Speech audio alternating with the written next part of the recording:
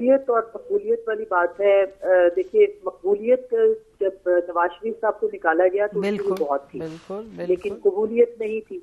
और अभी इमरान खान साहब की मकबूलियत होगी बिल्कुल, उसका अंदाजा इंतखाबात में भी हो जाएगा। लेकिन कबूलियत का जहाँ तक सवाल है, तो थोड़ी देर पहले मैं सुन ही रही थी उनकी एक तकरीर का, वो अभी जो आज में तकरीर की है, तो उसमें उन्होंने बड़ी दिलचस्प बात कह दी।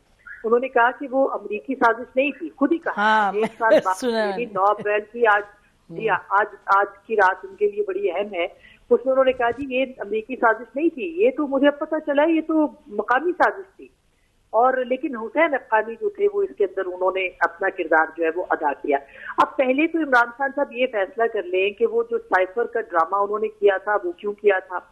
वो जो गद्दारी के लेबल, न्यूट्रल जानवर होते हैं, गुलामी नामंजूर, इम्पोर्टेड हुकूमत और फिर एब्सोल्युटली नॉट और पता नहीं क्या क्या उन्होंने कहा था, वो फिर उन्होंने क्यों बनाया और क्या अगर उन्होंने उस वक्त ये बनाया था तो वो बात दुरुस्त थी या अब ये बात दुरुस्त है। और क्या अगर इस तरह की स्टेट ऑफ माइंड के साथ आप सरबराह हुकूमत बात करते हैं अगर, तो क्या वो स्टेट ऑफ माइंड दुरुस्त था या अब जो वो कह रहे हैं वो दुरुस्त है। क्या इसी बात के ऊपर अब भी जो प्रॉब्लम है सियासी जमातों को, या आप भी जानती है, हम भी यहाँ लोगों से बात करते हैं जो इस्टेब्लिशमेंट को वो पैगाम भिजवा रहे हैं, तो एक ही जवाब आगे से आता है कि आपकी गारंटी क्या है कि आप अपनी बात पे टिके रहेंगे। तो सबसे बड़ा मसला इस वक्त बदएतमादी है जो कि प्योरली इमरान खान साहब ने क्रिएट की, किसी और ने नहीं की। और हैविंग सेड दैट कि इसका बहुत ज्यादा नुकसान इस हुकूमत को, जो भी इसका मामला है या इनकी जो भी इनकी नाकामियां हैं वो अपनी जगह पे है। लेकिन मुझे ये बताइए कि इमरान खान साहब अगर इस स्टेट ऑफ माइंड के साथ चलेंगे तो कौन कबूल करेगा उसको। उनका वोटर भी एक साल के बाद ये सोच रहा है कि वो जो साइफर का अमरीकी साजिश का बयानिया था वो क्या हुआ, और एक साल में उनका बयानिया कहां से कहां पहुंच गया, और वो बयानिया कितना गलत था कि आज वो खुद एक मुख्तसर सी बड़े हंस के वो कहते हैं कि वो तो अमरीकी साजिश, वो डोनाल्ड लू तो सबको याद हो गया पाकिस्तान के अंदर, भूल गए तो इमरान खान साहब भूल गए।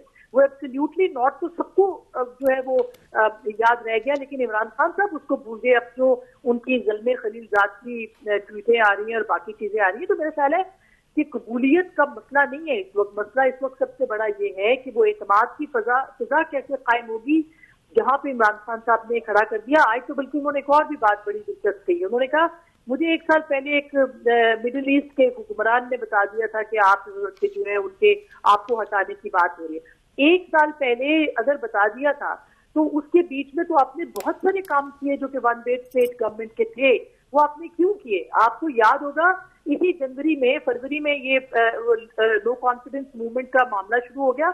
उसी जनवरी के अंदर जो है वो पीका लॉज और बाकी जो दीगर लॉज थे उसकी बात हो रही थी, वो कौन करवा रहा था। तो मेरे ख्याल है कि सबसे ज्यादा तो मामला यही होगा, और यही एक्सपोज चीजें हुई है पिछले एक साल में कि बयानिया जो था वो कहाँ था और अब कहाँ हो गया, और यही कबूलियत का मामला थी। हाँ, अब ये बात तो दुरुस्त है कि कशीदगी सख्त है हुकूमत इमरान खान साहब के और इस्टेब्लिशमेंट के दरमियान, तो फिर उसी के नतीजे में तो आसमा सवाल उठा लेते हैं ना सोहेल वड़ाइच साहब जैसे लोग के कबूलियत और मकबूलियत। और आपने ये भी ठीक कहा कि नवाज शरीफ साहब भी, तो यही मैं कह रही थी ना कि हमारी तारीख में कबूलियत और मकबूलियत आज की बात तो नहीं है, ये तो बहुत अदवार में बहुत सियासतदानों ने दे हैव सफर्ड थ्रू कबूलियत और मकबूलियत।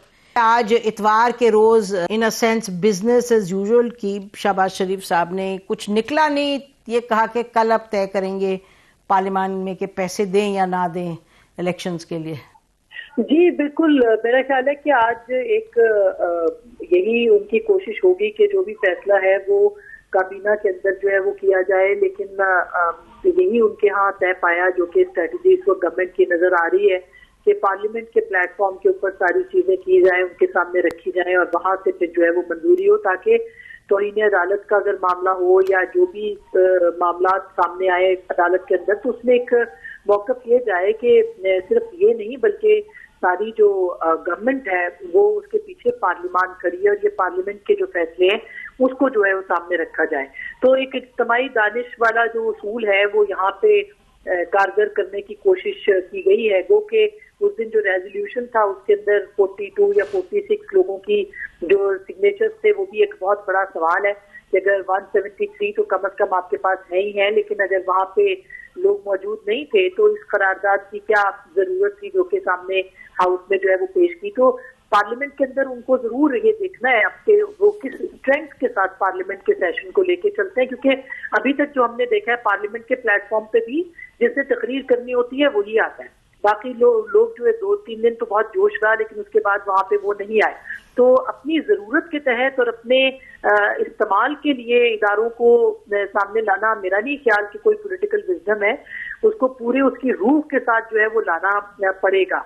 अलबत्ता कल कोर्ट भी होगी और कल 10 अप्रैल भी है। हुकूमत ने जो फैसला किया है कि उनके पास पैसे नहीं है तो वो भी उनको जवाबदेह होना है असेंबली के कोर्ट के सामने, सुप्रीम कोर्ट के।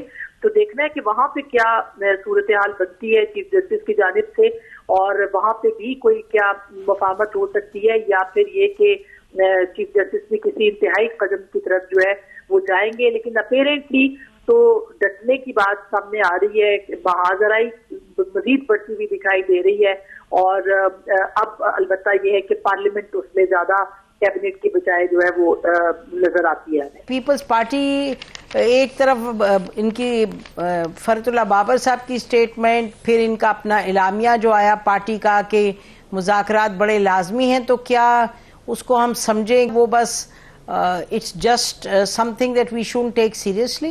जी देखिए, पीपल्स पार्टी नहीं किसी को भी ये काम करना चाहिए। मतलब तहरीक इंसाफ एक सियासी जमात है और उसको दहशतगर्द तंजीम की बजाय एक सियासी तंजीम के तौर पे जो है वो पॉलिटिकल पार्टीज को एक्सेप्ट करना चाहिए। जो भी इसकी वजूहात है, जिस तरह से भी इमरान खान साहब ने जो भी जुबान इस्तेमाल की, और मसला सारा जुबान का ही है। जो इमरान खान साहब कहते रहे लोगों के लिए, अपने सियासी हरीफों के लिए, वो शायद एक बहुत बड़ी मुश्किल बन रही है कि उसके ऊपर बात करें, और एतमाद की कमी भी। लेकिन उसके बावजूद सियासी जमातों को और खासकर से हुक्मरान जमातों को उनको अपना दिल बड़ा करना चाहिए, बैठना चाहिए, बात करनी चाहिए। अगर आप बात नहीं करेंगे तो फिर किस तरह से मामला को आगे बढ़ाया जाएगा? फिर इमरान खान साहब जो है वो तो शायद वो तो नहीं चाहेंगे कि बात करें, मगर फिर भी पॉलिटिकल प्रोसेस के लिए पॉलिटिकल सियासी जमातों को आगे बढ़ के मुज़ाकरात के अमल को जो है वो बढ़ाना चाहिए। और ये दरवाजे बंद कर देना कि अब हम बिल्कुल बात नहीं करेंगे, ये कोई सियासी रवैये नहीं होते, ना ये जमहूरी रवैये होते। आपको अपने दुश्मनों के साथ भी बैठ के बात करनी चाहिए। तो ये एक रवैया जो है इसको बिल्कुल, और मेरा ख्याल है इसमें पीपल्स पार्टी बहुत अच्छा किरदार अदा कर सकती है। अगर वो चाहते हैं कि अब बात करें तो उनको चाहिए कि अब अपने मेरी इत्तला ये है कि स्पीकर जो है राजा परवेज अशरफ साहब, उनसे असद कैसर साहब की बात हुई थी और वो चाहते थे कि ये प्रोसेस जो है वो आगे बढ़े। तो उससे उन्होंने जो कंसल्टेशन की हैं उसमें फिर राजा साहब से ये कहा गया है कि आप जो है वो हुकूमत से भी बात करें। तो पार्लियामेंट का प्लेटफॉर्म और स्पीकर का जो चैम्बर है वो सबसे इम्पोर्टेंट है इस मामले के अंदर, और क्यों नहीं बात होनी चाहिए। और यहाँ तक कि अगर अक्टूबर में इलेक्शन है तब भी पीटीआई को वापस हाउस में लाना चाहिए और पार्लियामेंट में बात करनी चाहिए।